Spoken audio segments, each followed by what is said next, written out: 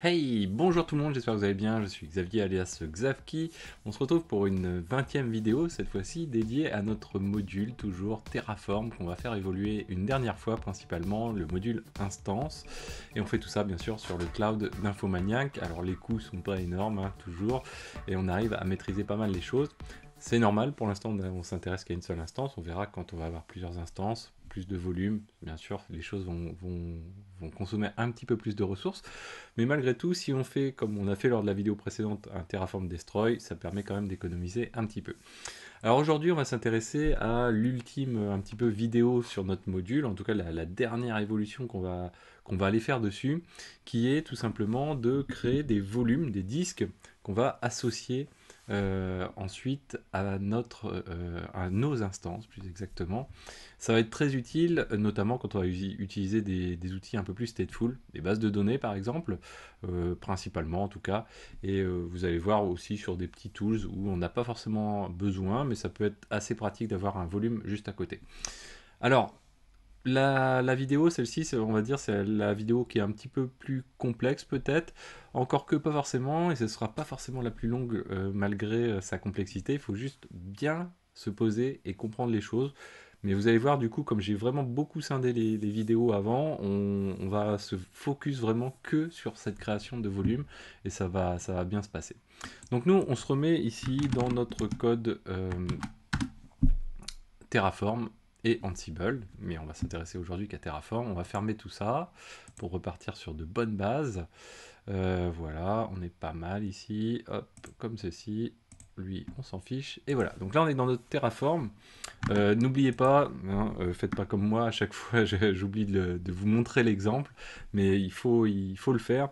On va faire un git checkout-b pour créer une branche et on va l'appeler donc sur une branche de développement, du coup info, et on va dire là on est sur le module et notamment sur les volumes. Du coup ça nous permet d'identifier les choses et de pousser ensuite une merge request pour pouvoir gérer les éléments. Alors du coup hop, voilà, on est parti.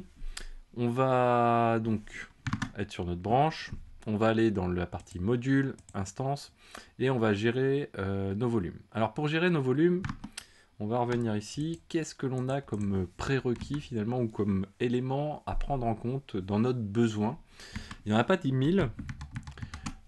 Et ça peut paraître simple, compliqué, ça dépend du point de vue de si on aime Terraform ou pas. Nous, ce qu'on veut, c'est donc on sait qu'on a de 1 à n instances à prendre en compte. Pour l'instant, le module le gère et on a tout prévu pour, donc il n'y a pas de souci sur ça, ça c'est pris en compte.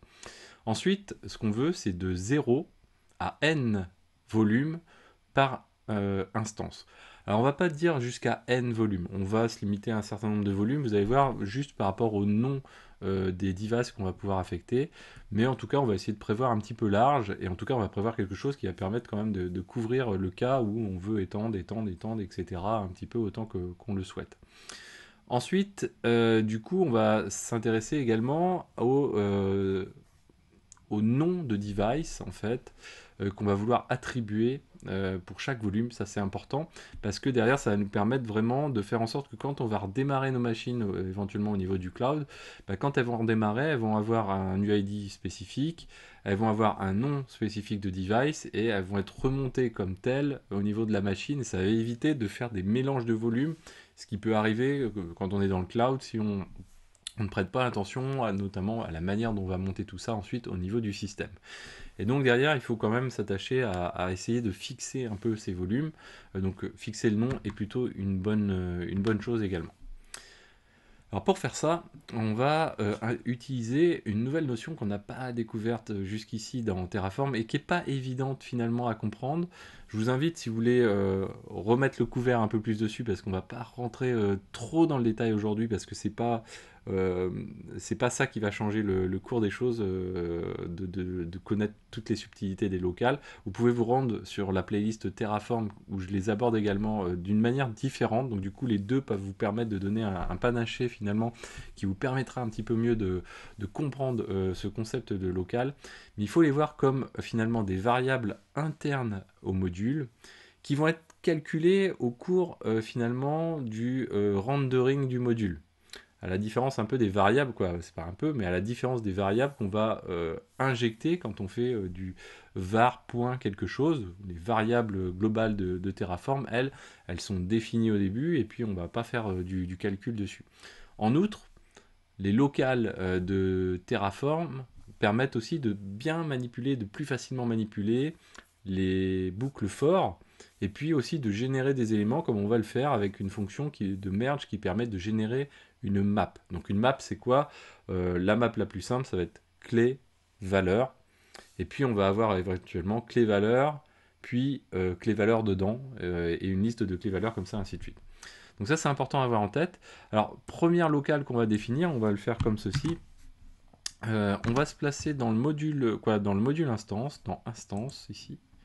On va se mettre à la fin. Et on va se dire que c'est à cet endroit-là qu'on va calculer, puisque c'est l'endroit où on a aussi nos instances juste au-dessus. Donc finalement, ça va un peu dans ce sens-là. On va pré-calculer les éléments. Et dans un autre fichier Terraform à côté, on va avoir quelque chose vraiment où on va avoir les ressources spécifiques dédiées au module. Il va y en avoir que deux, hein. Vous allez voir que c'est très simple. Et c'est ce fichier-là qui va utiliser les éléments générés à cet endroit-ci dans notre cas de figure. Donc là, la première chose qu'on fait, c'est finalement on définit une liste sous forme de local. Donc ça, c'est assez pratique. Elle est donc définie dans le module, hein, vous voyez, comme ça, en brut, on le voit directement, c'est pas dans les variables, c'est directement ici, on va pas avoir besoin de la redéfinir, donc c'est vraiment partie intégrante du module. Et on mentionne les device names sous forme de liste, donc SDB, SDC, SDD, SDE, SDF, SDG, et on pourrait continuer comme ça encore longtemps. Là, ça va nous permettre quoi? Donc SDA, lui, est prévu par défaut, puisqu'en fait, c'est l'endroit où va se situer notre système d'exploitation, donc le device qui va porter l'OS. Et ces devices-là, finalement, du coup, ça va être des volumes supplémentaires qu'on va rajouter. Donc c'est pas à ces endroits-là qu'on veut avoir notre système d'exploitation. Lorsqu'on veut, c'est que notre système d'exploitation, soit sur SDA1. On verra ensuite comment on va actionner avec Ansible, la création de ces volumes, le montage de ces volumes, pour faire en sorte que ce ne soit pas utilisable par le système d'exploitation, mais plus par les outils qu'on va installer dessus, hein, Postgres par exemple, une base de données. Et donc du coup, on fixe cette liste-là. Donc on a une liste sur laquelle on va pouvoir donc piocher dedans. Et comme toute bonne liste, son intérêt, c'est de pouvoir dire qu'on va avoir derrière des index, donc le 0, le 1, le 2, le 3, etc. Donc ça, il faut toujours le garder en tête. Dans notre cas de figure, ça va être important parce qu'on va itérer et on va faire varier également les index en question. Donc ça, c'est la locale la plus simple. Attention, là, un petit peu plus complexe, mais vous allez voir qu'elle se lit plutôt bien. Faut juste pas chercher à tout comprendre complètement. Mais voilà, vous allez en comprendre l'essentiel et ce qui en est nécessaire, surtout, c'est ça le plus important. Donc là, on crée une nouvelle locale. Cette locale, elle s'appelle instance volume map. Donc ça, le but, ça va être de constituer une map. Cette map, on va le voir, elle est à plusieurs niveaux. Elle est composée de plusieurs éléments. Ici, c'est une fonction qui émerge, vous voyez, donc là, quand je la survole, ça indique ce que ça fait. Qu'est-ce que ça fait finalement? C'est à partir de plusieurs objets, ça va générer finalement une map directement. Et du coup, cette map, ça va être notre instance volume map.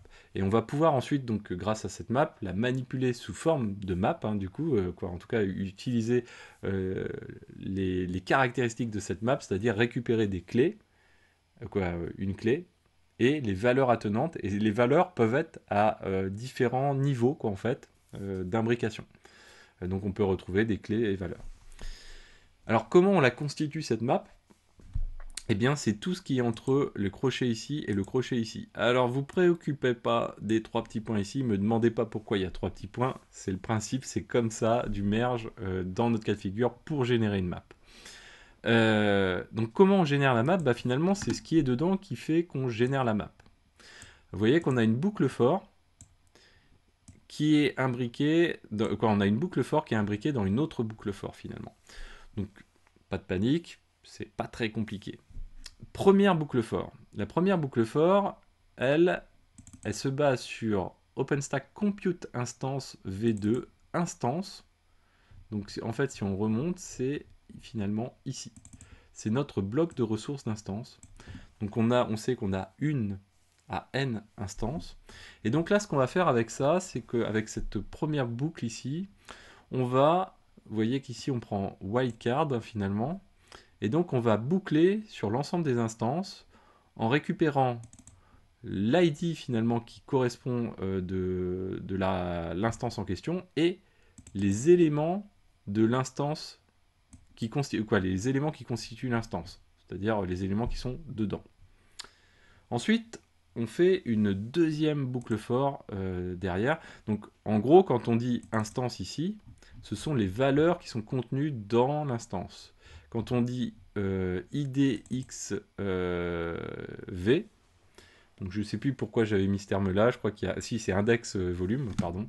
Hop là, si je supprime des éléments, on va pas s'en sortir.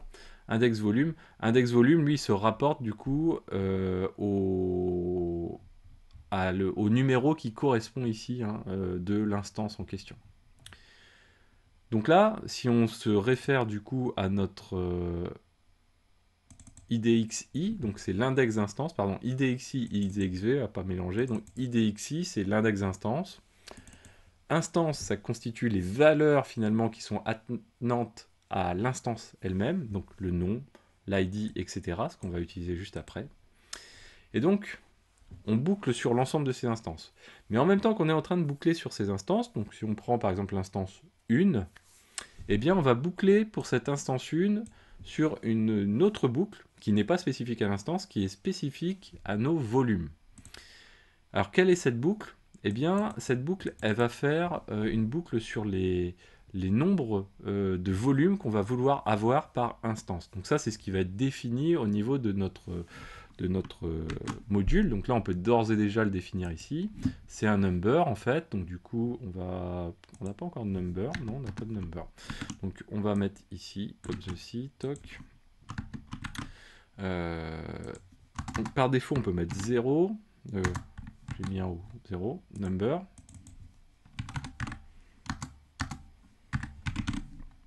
Et puis, derrière, on va mettre cet élément-ci. Donc derrière, par exemple, si on veut avoir au niveau d'une instance ici, on va se retrouver comme ceci. Si on veut avoir, par exemple, 2 volumes, on va mettre 2, par exemple, comme ceci. Hop là, voilà, comme ceci. Hop, on va rouvrir code, voilà. Ensuite, ce qui s'y passe... Alors ça revient, voilà. Ce qui s'y passe dans notre instance, donc du coup, c'est qu'on est en train de boucler sur les volumes. Donc là, si on est dans notre cas de figure, on en a 2, donc on est sur les, on va dire, on a 5 instances. Donc pour l'instance 1, on boucle sur les 5 volumes. Dans cette boucle des 5 volumes au sein de l'instance, je dis 5 instances 5 instances et 2 volumes, on va dire. Donc si on boucle sur la première instance et sur les 2 volumes, qu'est-ce qui va se passer? Eh bien, on va faire un range, du coup, pour parcourir chacun des éléments. Donc, c'est un range, hein, donc on part du premier. Puis, si on a dit 2 volumes, bah, ça va faire 1, 2, tout simplement. Derrière ce range, du coup, on le récupère sous forme de la valeur de ce range, on le récupère sous forme de IDX, donc index volume, pas index instance. Et du coup, on peut, à partir de là, définir le nom de la clé, ou en tout cas le contenu de la clé de notre map pour une des itérations de notre map. C'est donc celui qui va contenir l'instance name, donc le nom de l'instance, tiré, donc ça c'est notre nomenclature à nous, tiré volume pour spécifier que c'est un volume, et tiré l'index du volume. Donc en gros, qu'est-ce que ça va donner? Ça va nous donner le nom de l'instance, donc OpenVPN1-volume-1. Ensuite, on va faire OpenVPN1-volume-2. Ensuite, on va faire OpenVPN2-volume-1. Puis OpenVPN2-volume-2. Et ainsi de suite, de cette manière-là. Donc ça, c'est la constitution de la clé de notre map, ici. Donc c'est un hashmap, hein, finalement. Et dedans, finalement, on va compléter de cette manière-ci, ici. Ça doit être même plus un 7, plus exactement. Parce que j'ai tendance à comparer avec le Python assez souvent, et c'est pas forcément la meilleure comparaison possible avec Terraform. En tout cas, ensuite, donc du coup, on se retrouve dedans avec un autre niveau de clé-valeur. Donc, c'est-à-dire que, par exemple, pour OpenVPN 1 volume-1, eh bien, on va se retrouver dedans avec un conteneur, donc une value de cette clé qu'on vient de citer, qui va être, elle, composite, donc avec plusieurs clés, sous-clés, on va dire. Donc, instance name, donc qui va contenir l'instance name, instance ID qui va contenir l'ID de l'instance, le volume name qui va reprendre finalement en partie notre nomenclature. Vous voyez ici, il faut qu'on arrive à donner un nom. Donc du coup, on va dire OpenVPN 1-volume 1, et puis OpenVPN 1-volume 2, qu'il y aura par la suite, etc. Et puis ensuite, le device. Alors le device, comment on va faire pour le définir pour chacun des volumes? C'est pas compliqué du coup, parce que ce qui va se passer, c'est qu'on va prendre notre liste ici de device name. Donc on va dire que la clé device est égale à la locale device name qu'on a ici. Et puis ce qu'on va faire très simplement, c'est qu'on va se dire, on va se reporter au range de volume que l'on a ici, donc à cet endroit-là. Et comme on a X volumes par instance, eh bien on peut se dire, tiens voilà, on va faire, si j'ai deux volumes, ça veut dire je vais prendre 1 et 2. Donc je vais prendre du coup 1 et 2 sur mon range qui est là. Et du coup, si je passe ça en index de local device name qui est une liste, et du coup, je vais venir sur la première itération récupérer cet élément-là. Sur le deuxième volume, je vais récupérer cet élément-là. Et ainsi de suite pour chaque instance. Donc celui-ci, celui-ci, celui-ci, celui-ci, ainsi de suite comme ceci. Donc vous voyez, finalement, c'est pas compliqué. Et maintenant, ce qu'on va faire, c'est que du coup, on va créer un fichier dédié cette fois-ci au volume.tf, comme ceci. Oui, on va lui mettre un S. Et derrière, du coup, lui, il va prendre deux ressources sur le même principe finalement. Alors j'ai dû bloquer l'élément qui est là. Hop, voilà. Ok. Je l'ai bloqué. Tiens, c'est marrant, c'est la première fois que ça m'arrive. Alors, du coup, on va faire un 4 de slide, voilà, comme ceci. Et on va avoir que deux ressources, sur le même principe que les IP, c'est-à-dire qu'on va créer des volumes, et ensuite on va associer d'un côté le volume avec de l'autre côté l'instance. Et puis ça va matcher, et du coup les deux seront associés. Donc premier élément, première ressource plutôt, ça va être un OpenStack block storage. Donc on est sur du block storage, on n'est pas sur de l'object storage, hein. Donc on est sur du block storage pour pouvoir avoir des devices, pour pouvoir travailler sur nos instances. Et puis on va donner un nom, nous on va dire volume, alors avec un S, sans S, là en l'occurrence on aurait pu se passer du S, mais c'est pas très grave. Et là, qu'est-ce que l'on va faire? Donc on va distinguer deux blocs, comme d'habitude. On a déjà utilisé cette notion de for each, souvenez-vous, quand on a travaillé, je ne sais plus quel élément, oui, je ne sais plus quel élément d'ailleurs, mais on a déjà travaillé quand on a déjà utilisé cette notion de for each. Et là, du coup, on va dire, tu fais un for each sur la locale, en utilisant local, en utilisant instance volume map. Donc du coup, on prend notre fameuse map qui était ici, hein. Ça veut dire on prend cet élément-là, global, et à partir de cet élément-là global, du coup, lui, il va faire des itérations pour créer des volumes. Donc là, il va trouver en fait tous les éléments qui sont ici, hein, donc sous cette composition-là. Hein. Les forts, bien sûr, ils vont sauter. Et on va se retrouver du coup avec OpenVPN 1 volume 1, OpenVPN 1 volume 2, OpenVPN 2 volume 1, OpenVPN 2 volume 2, etc. Et donc lui, il va boucler dessus. Et puis du coup, il va affecter le nom et il va dire, ok, pour la book for each, donc du coup c'est each la value, pour aller piocher dans les values. Donc les values finalement c'est ces éléments, c'est ce bloc-ci. Et là on va pouvoir récupérer les clés finalement de ces values pour pouvoir récupérer la valeur. Donc du coup on va dire each, on veut la valeur de volume name. Donc du coup il va récupérer le nom de volume.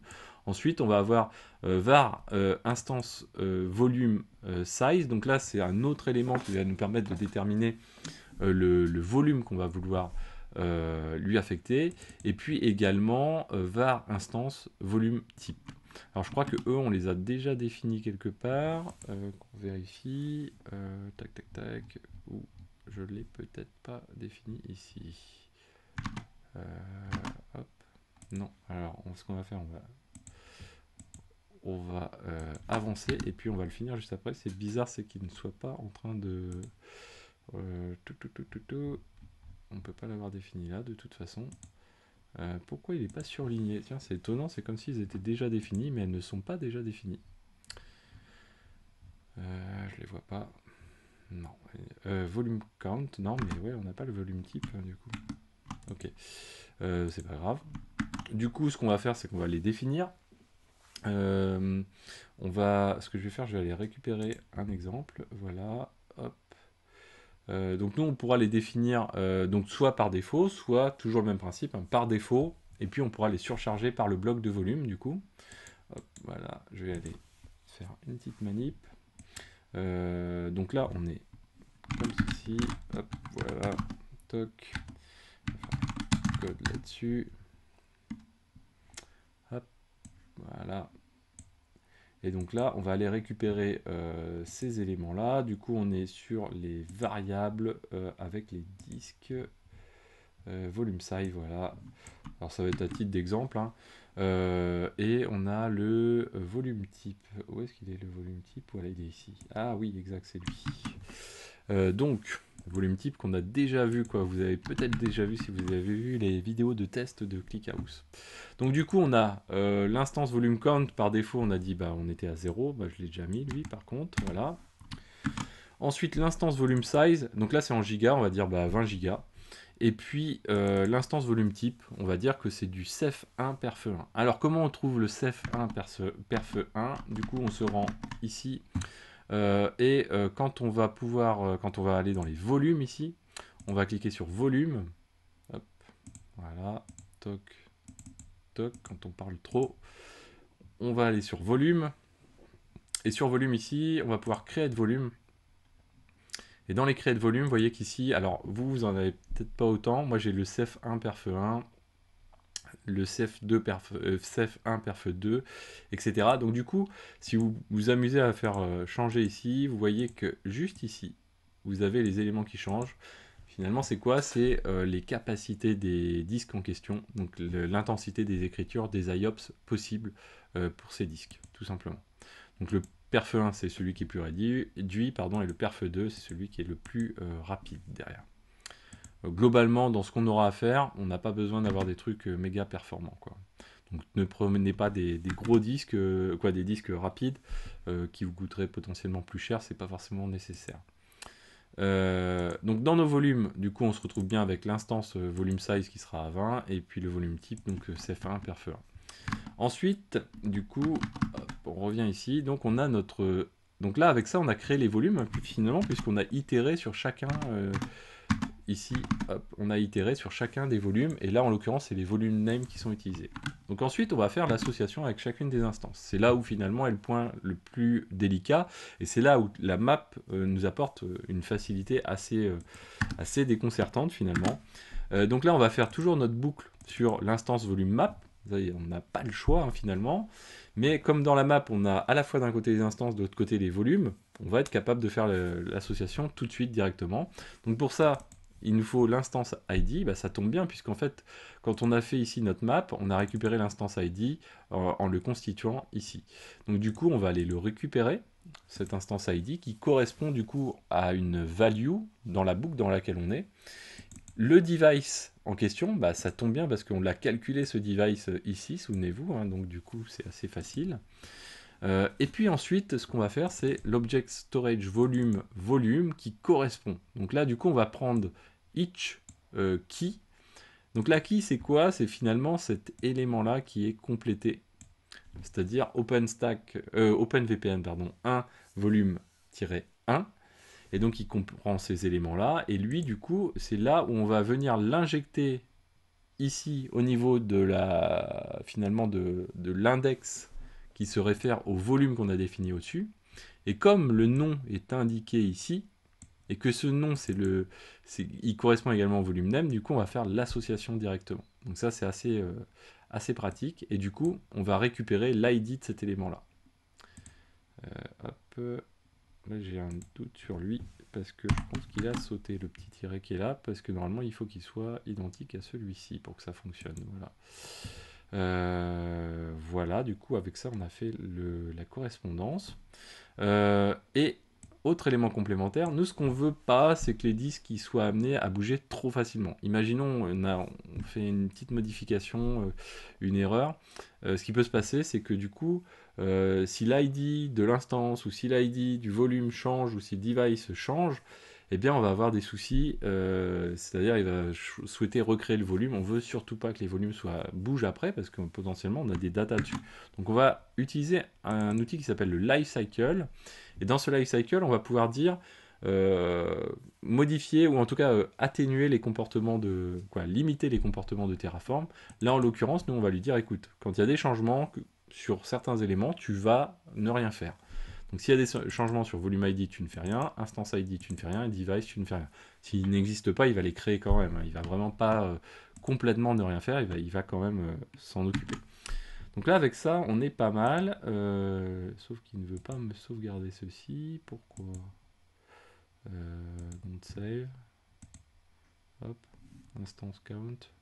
On l'avait 2 fois d'ouvert. Ok. Donc ça, c'est bon. On a 2 volumes qu'on souhaite créer. Et on a, on va dire, on va faire 2 OpenVPN pour tester le cas de figure un petit peu plus élaboré.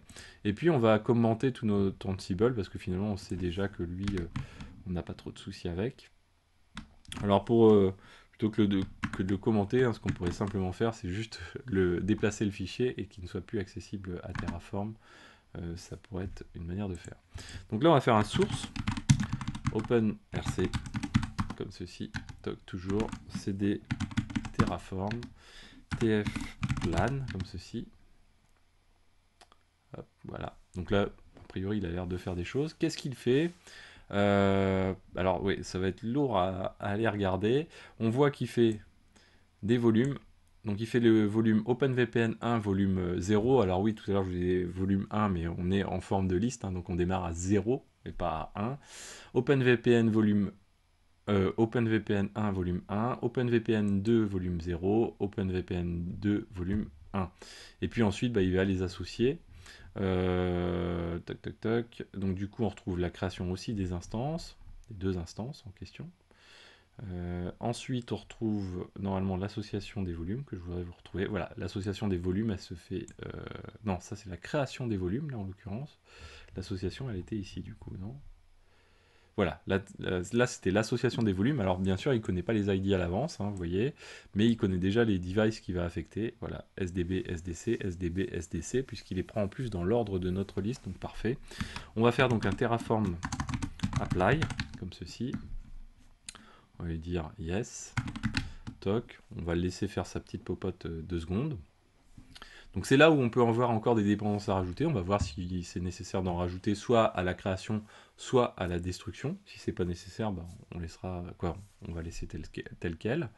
C'est vraiment à tester et à retester. C'est pour ça que détruire, recréer est très important. Et puis du coup on va pouvoir se rendre dans notre dans notre interface ici. On va se rendre dans les instances. Hop, voilà. Ici. Et du coup, on retrouve déjà notre OpenVPN 1, OpenVPN 2. Donc là, il va y associer les IP aussi. Je crois qu'on est en floating IP. Je crois qu'on est resté sur les floating IP. On peut checker. Donc on est sur instance ici. On n'est pas dans le module. Et on est bien avec le floating IP qui devrait être créé pour chaque instance. Donc là, il faut juste le temps qu'il est créé quand même. Donc là, il est en train même de... Voilà, les instances ne sont pas encore up. Complètement. Voilà, donc là, les instances sont up. Normalement, il crée les floating IP, il crée les volumes, il les attache. Donc là, les floating IP sont là. Les volumes, derrière, on peut se rendre dans volume ici. Il va créer des volumes, donc c'est des disques de 20 Go chacun. On retrouve la nomenclature qu'on a attribuée. Et derrière, normalement, chacun devrait être attaché. Alors, il ne l'a pas encore fait ou on a un problème. Ça dépend, c'est variable. Il devrait l'avoir fait, normalement. Alors, on va peut-être passer un peu trop vite. Hop, voilà. Ah, voilà, il l'a fait. Donc là, il nous dit voilà, qu'ils sont attachés. Donc SDB, celui-ci. SDC, celui-ci, sur OpenVPN 1, OpenVPN 2, comme ceci. On peut aussi les retrouver autrement. On peut les retrouver à partir des instances. Donc on va aller cliquer sur nos instances ici, on prend OpenVPN 1 par exemple. Et derrière, on va retrouver dans les volumes, normalement, voilà, volume attaché. Ici, c'est pas forcément hyper mis en évidence, mais c'est les petits derniers, mais ils ont une importance capitale, hein, puisqu'ils vont contenir des datas. On peut cliquer dessus aussi pour rebondir également dessus. Donc nous, on va faire un TF destroy. On va vérifier si ça se déroule pas trop mal. Pendant qu'il est en train de faire ça, ce qu'on peut faire, c'est décommenter le Ansible. On va le remettre un peu d'équerre parce que maintenant, là, on va en avoir fini avec notre développement d'instance. Donc du coup, on en profite. Là, on va faire toc comme ceci. On va repasser sur une instance, sur une instance unique pour notre OpenVPN. On n'a pas besoin de volume non plus sur notre OpenVPN. Par contre, on a besoin du public floating IP. Donc ça, c'est bon. On garde tout comme ça. Et là, on est pas mal. Du coup, on va committer. Donc, on va faire un git. Hop, j'ai trop de terminaux. Là, oui, détruis-moi tout ça. Hop, voilà. Ouais. Lui, alors, je sais pas pourquoi il est bloqué. Et voilà. Donc, on va se remettre. Là, on doit être. Toc cd démo underscore infomaniac. Et là, donc, on est dans notre branche. On va faire un git status.